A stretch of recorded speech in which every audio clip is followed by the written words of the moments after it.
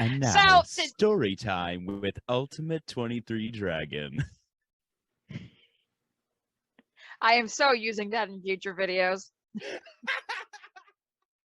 So 2026 is going to be the year of the Storytime tribute videos, isn't it? I had a bunch of Storytime videos ready or are in progress for 2026. When Michael Annette passed, I decided to do a video for him and Bill Davis. I then decided that in fairness, I'd also make a video for Mike Eddy, and then later on also make one for Bill Baumgartner and Steve Bird. I also have 2 other Storytime videos, both of them Storytime tributes, coming up after those ones for 2026. The only planned 2026 video that wasn't a tribute video for tragic reasons was the music montage video I did for Johnny Benson after he made his retirement official. So why are we here this time? This one is complicated. One of the old racing group is a fan of not one but both of the Busch brothers, Kurt and Kyle. And believe me, all the other members of the old racing group have been pissed off by Kyle Busch, more specifically Gibbs-era Kyle Busch, at some point in time. A good amount of it in a 2-year span between 2008 and 2009. Also note the person who rooted for Vickers obviously doesn't like him anymore. I just want to make that clear before proceeding here. There were other moments beyond those years that have angered one or a few of us, usually me or the Harvick fan of the group. Heck, 2015 is the reason I boycotted NASCAR the following year. Now, to be fair, that was NASCAR's fault, not Kyle's, but you get my point. So I think you get the gist of why we're here now. But considering that Kyle Busch is what I refer to as a mega baddie, what race could I possibly tell the story of? It'd have to be a race from before 2008, the Gibbs era, and before everyone hated him. Initially, I had thought of his first Cup win, the 2005 Sony HD 500, because of a certain someone who will also be a focus for a future video, coming January 2027. The 2007 Food City 500, the first Car of Tomorrow race, also came to my mind. As I was going through the races in all 3 series that Kyle Busch was in before 2008, none really pulled me in until I saw it. There was one race that stood out from all the rest, and I knew if I was going to do a story time video for Kyle Busch, it had to be this one.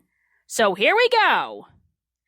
This is my story of the 2005 Easycare Vehicle Service Contracts 200. Try saying that 5 times fast. The Atlanta truck races were becoming 2 of the most popular truck series races each year, with the last 2 spring races having amazing finishes, first between Bobby Hamilton Sr. and Mike Skinner in the 2004 spring race, followed by Ron Hornaday and Bobby Labonte in the 2005 spring race. With 8 drivers in this race amongst the entire racing group, this was a very hype race for us. The Atwood fan of the group was especially excited for this race because her second favorite driver overall, Ricky Craven, had just scored his first career Truck Series win at Martinsville the race prior.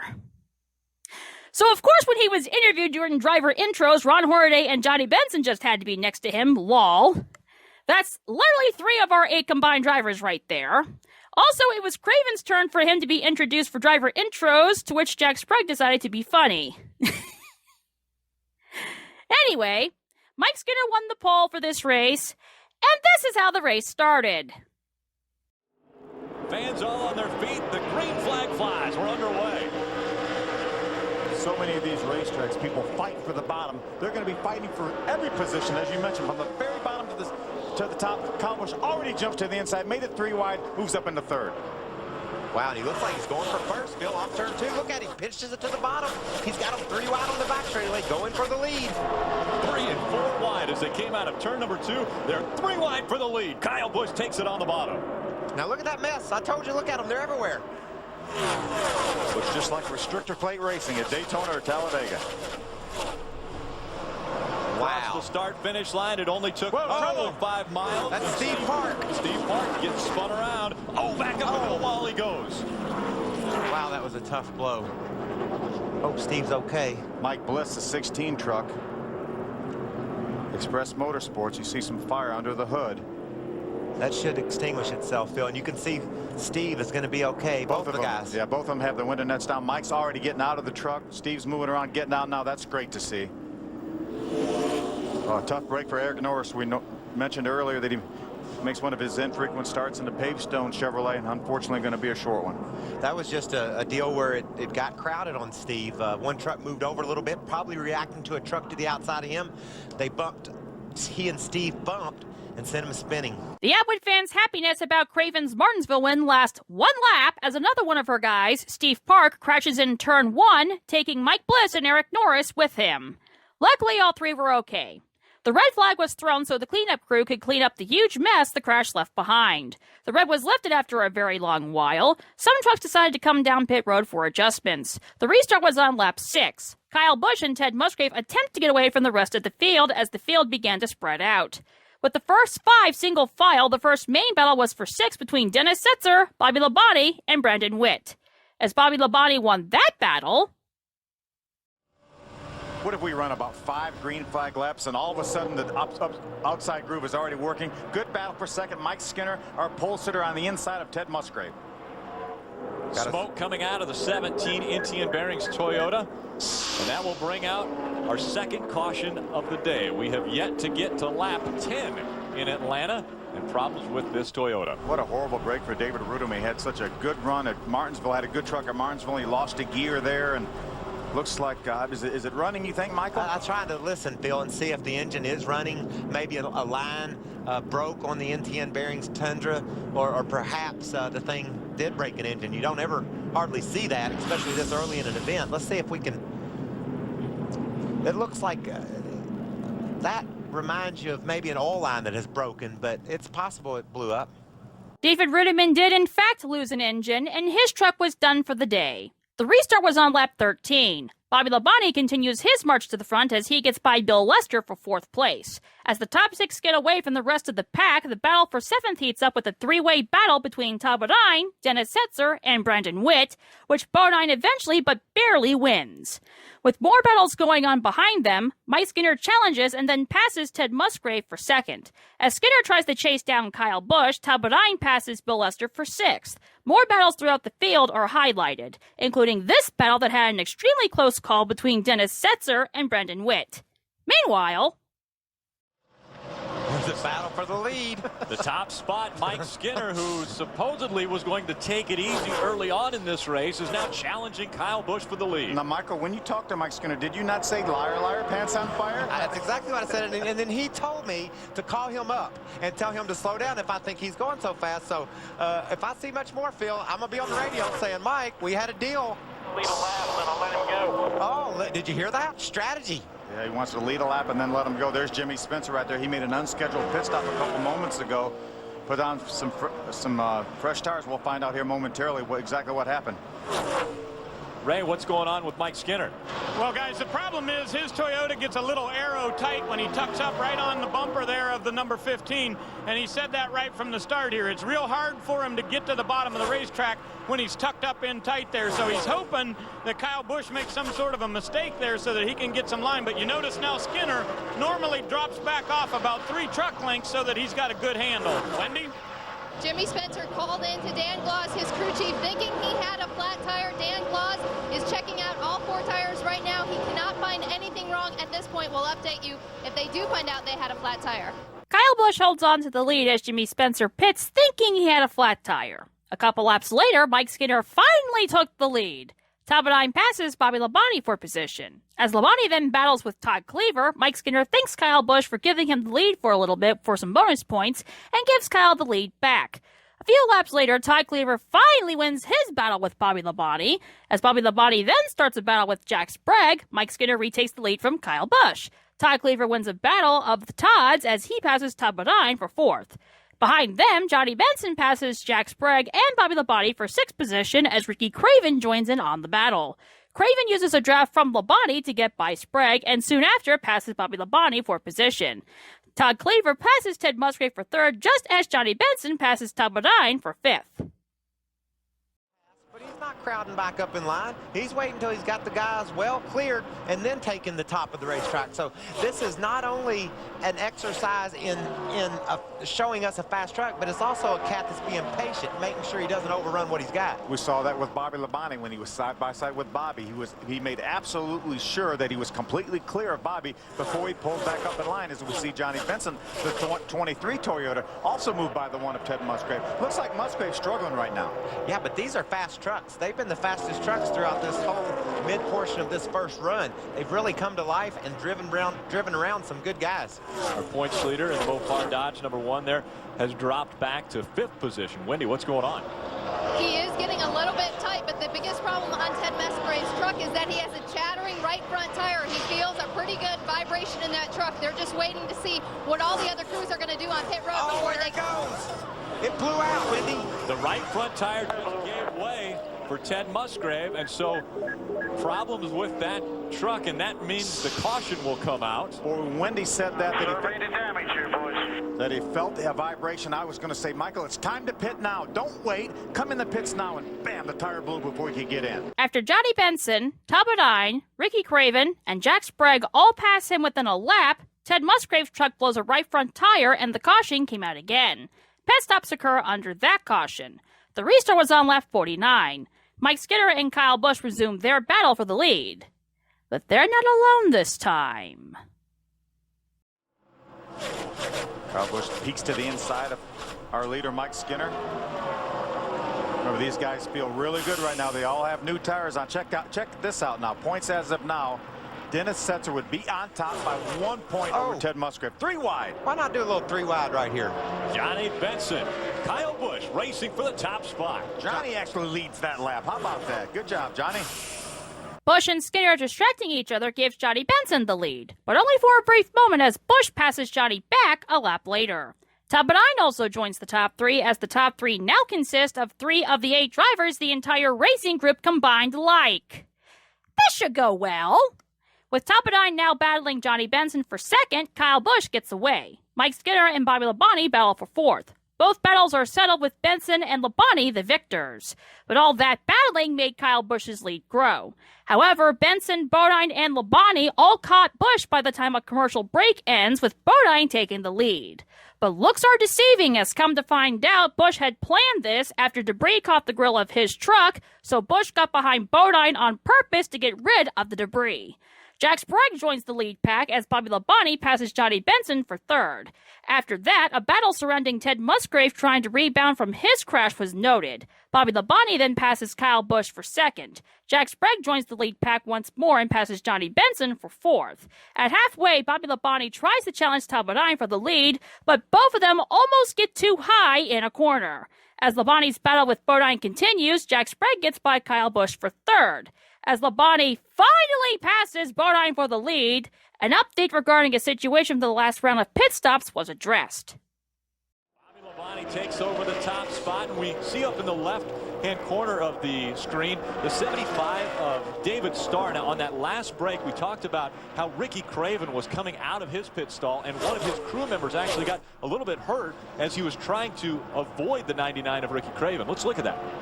The 99 of Ricky Craven. You see Ricky leaving. There was a tire sitting there, and the tire was forced up underneath the 75 truck, and it took the catch can man's leg with him. You see him right there trying to dragging his leg. He's obviously treating it a little bit gingerly. Ray, what's going on down there, bud? Well, Phil, just wanted to let you know that is Carl Hand that is the catch can man on this Spears Manufacturing Chevrolet, and he has been taken to the infield care center. It appears that he may have his right ankle. So what they're going to do is have George Stone come over here. Now, he is a member of the 16 truck, and of course they got out of the race earlier today because Mike Bliss got in that wreck. So George Stone will come over and fill in for him, and it looks like Carl Hand will not be back for the rest of today's race. At some point during that report, Johnny Benson passed Kyle Busch for 4th. The top 4 then proceed to have an awesome battle. Like Todd backed off a little bit, cooled his tires a little bit to make another run at Bobby Labonte. We saw Bobby drive by Todd on the bottom of the racetrack. Now Todd's going to return the favor, try to do the same thing. We're getting on up there to about the same amount of green flag laps, Phil, that we had on these trucks when Musgrave blew that tire. So now these teams on pit road, their minds are churning. They're saying, what do we do? This is about how many laps Ted blew his tire. They know how their tires look. We could see pit stops in the next 5 to 10 laps. I'm sure these crew chiefs are alerting their drivers, hey, let us know if you feel the slightest vibration. Whoa, a little bit tight right there between the 30 of Todd Bodine, the 60 of Jack Sprague. Jack takes over the second spot, right behind Bobby Labonte. That's the top 4. That time by, they were separated by less than 0.3 of a second. And again, the top 4 trucks separated by that amount of distance. Look at Jack Sprague wants that lead. He wants it so bad. He wants to win more races this year. He felt like when he got with his team and Tony Furr, the crew chief, who he has a relationship with, he says, I think we can win races before the end of the year. Well, and we've seen him drive straight to the front. Jack always has speed. He's always fast. Been some problems this year getting to the finish, but today he's definitely looks like he's got the truck to beat at this point. Jack Sprague on the bottom of the track. Bobby Labonte on the high side. That's a battle for the top spot as they go down the backstretch. They can't make up their mind. One of them likes the low line, one of them likes the high line, and they come out side by side, and there it goes. Look at that run on Jack. Good run through the center of the corner. Let's see if he can keep that momentum. If he pulls up in front of Bobby, he does. He gets the lead. Takes the pass, and so Jack Sprague becomes the 7th different truck to lead this race. During the battle, it's shown that Ricky Craven and Todd Cleaver both got by Kyle Busch. Jack Sprague was able to get away from Labonte, Benson, and Bodine as they all fought for second. After a commercial, it's shown that Bodine had gotten by both Benson and Labonte and chased down Sprague in lap traffic. During that, Joey Miller, in his second ever Truck Series start, had a near scare as he decided to pass Terry Cook on the outside as Terry was already running the high line himself. Joey somehow succeeded, even while scraping the wall in the process. As Ricky Craven tries to navigate past a lap truck to attempt to challenge Johnny Benson for position, a situation with Todd Bodine arose. We're hearing that there might be a problem with Todd Bodine's truck. Wendy, what's going on? A vibration on the 30 truck has been reported by Todd Bodine. Remember, we checked out his right front tires. Did have cords showing when they took them off the truck last time, so I'm sure they're a little bit nervous. Everybody has their guns, and they're getting ready, but no moves yet in the 30 pit about coming down pit road. Wendy, tell him to pit. Pit. Don't wait, Wendy. Don't wait. I'll tell you.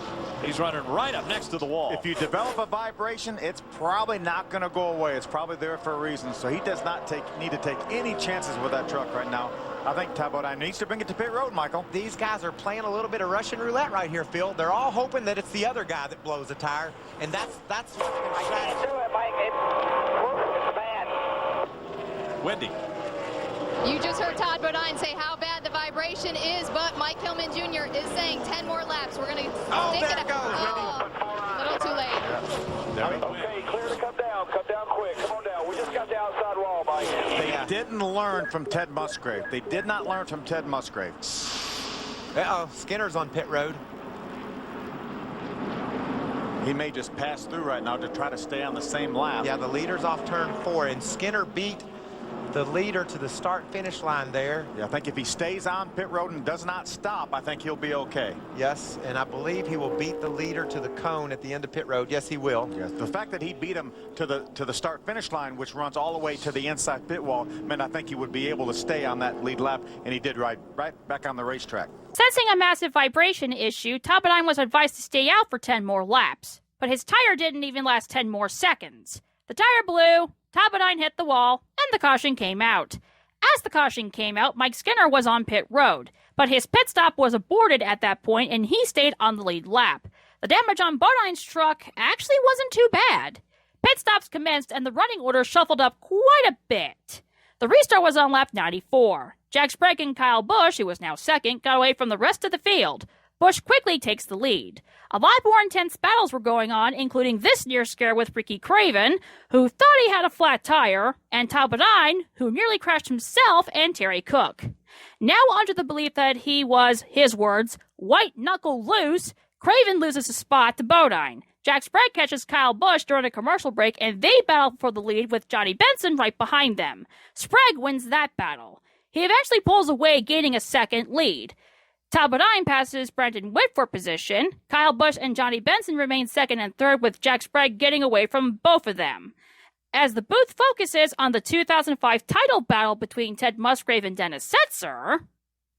Picture being the points championship. Dennis Setzer coming into this. Dennis started in the 6th position.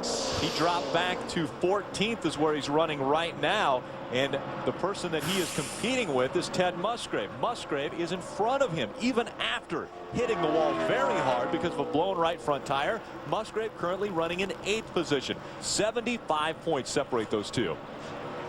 Musgrave's slow, though, Rick. I told you earlier, when he had that crash, it was going to put a premium. He's got a right rear flat. See it right there? Smoke coming out of the #1 Mopar Dodge. And so Musgrave coming off of the pace. This could be monumental.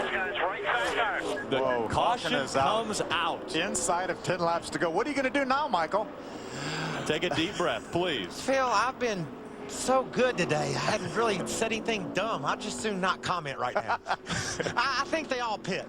You think they all pit? I think they all pit. We're going to restart with 3 or 4 laps to go, possibly, and you think they're all going to pit? No. Now, I think some of them are going to pit. When you say that, there are 18 trucks currently on the lead lap. And so if you do pit, if you're up front, you could possibly start 18. Can you make that up in 3 laps? You're not going to be the only truck that pits. Right. If I'm telling you, if Jack Sprague comes down pit road as our leader, I'm not sure that they all won't follow him. But maybe somebody running 14th or 15th may decide to stay out and say, hey, let me roll the dice here. 4 tires. Yep. I'm thinking they're all going to pit. Every one of them. I'm going with that. Heard 4 tires. Yep. That was Kyle Busch, I think, that said that. So it's going to be interesting to see if Jack Sprague comes down pit road. I think we know that Kyle Busch, their 2nd place truck, is going to come down pit road. The crash damage from earlier in the race strikes Ted Musgrave again, and NASCAR throws the caution, erasing Jack Sprague's lead. So now what? Well, among the 18 trucks on the lead lap, 8 of them ended up staying out. Kyle Busch, who was running 2nd, was among those who pitted. Isn't this interesting? With the 8 trucks that stayed out for track position, Kyle Busch was the first truck off pit road with 4 fresh tires, restarting 9th. The restart was with 3 laps to go. Let's watch. Well, remember, at the start of this race, Kyle Busch started 5th. At the end of 1 lap, he was leading. Well, you just watch this. Green flag flies. Here we go. He got a great start. Racing to go. That was one of them. Now he's going after Terry Cook on the inside. Again, he's going to hold it down. He's going to hold that truck wide open. He drives by Terry Cook. Now he's going to look to the outside of the 75 of David Starr. There he goes, around Starr. Not a lot of room. He gets very close to the wall as he goes down the backstretch. Ricky Craven just in front of him. Here comes Bobby Labonte and Bobby Hamilton right behind him. They're cutting a trail to the front. And look at the closing rate. Kyle Busch goes by Todd Cleaver. As they go by the tri-oval, Kyle Busch in 4th position. I'm telling you, he's got 2 laps to go. He's not that far behind. I think Kyle Busch is going to win this race. He beat him a second that lap. Over a second, Phil, coming through traffic. He outrun the leader. Now he's driving around Tom Bodine for 3rd.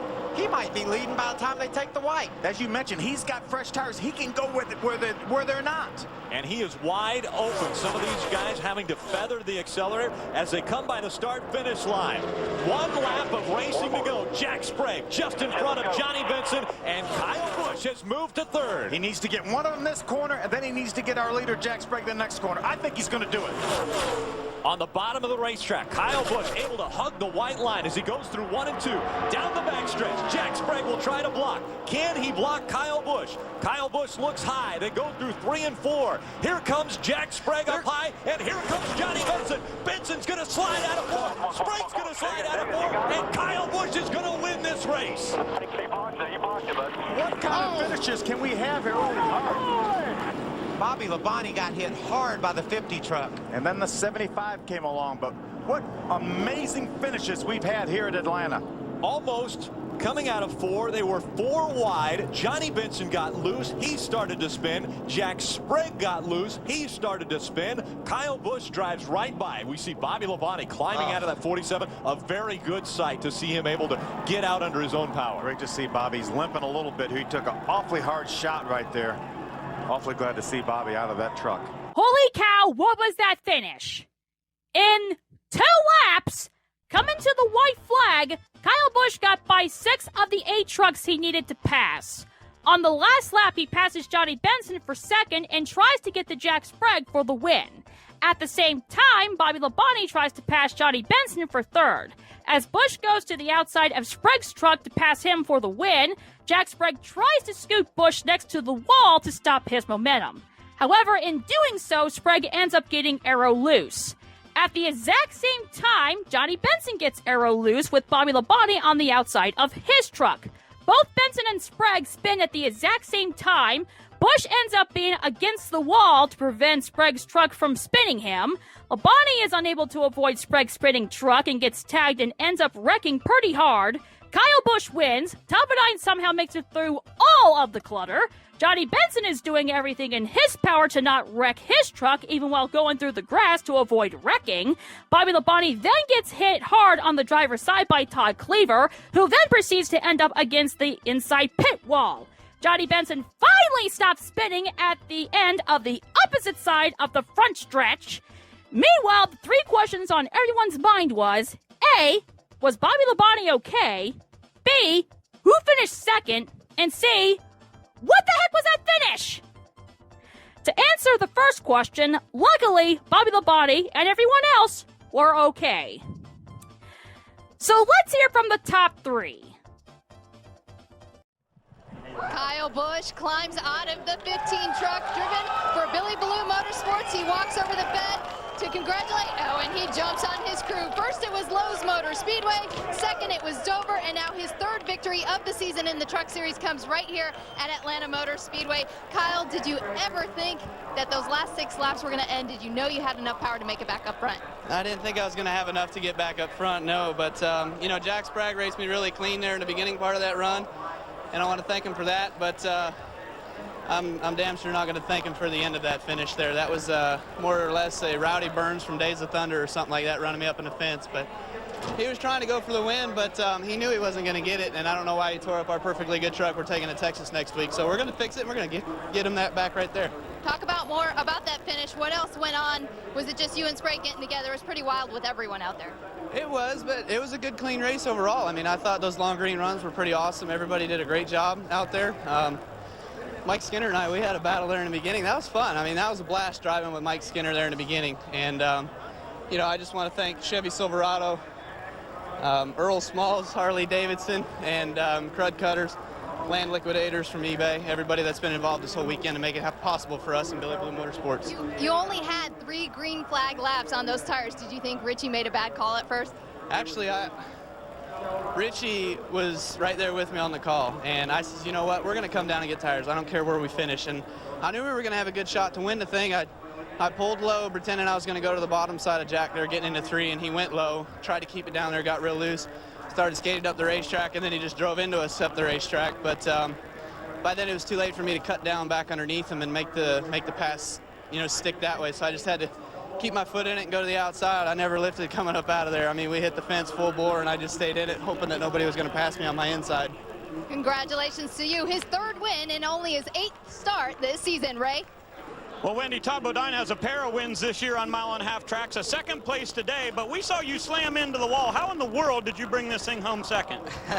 Lucky, I guess. I don't know. I got a great crew. This Toyota Tundra team is awesome. Germain guys that just work hard, and this is a truck we won at Vegas with, and it was fast again. We missed the setup a little bit and just had the camber wrong in the right front, and that's how we cut that tire down. But the Goodyear tires were great. It's just something we did. You know, gotta say hey to all the Hillmans at home, Sandy and Mel, and thank the guys here. Cytomax, my Jim, Bosch, Valvoline. Gotta say hi to Ashland Punkin, I love you.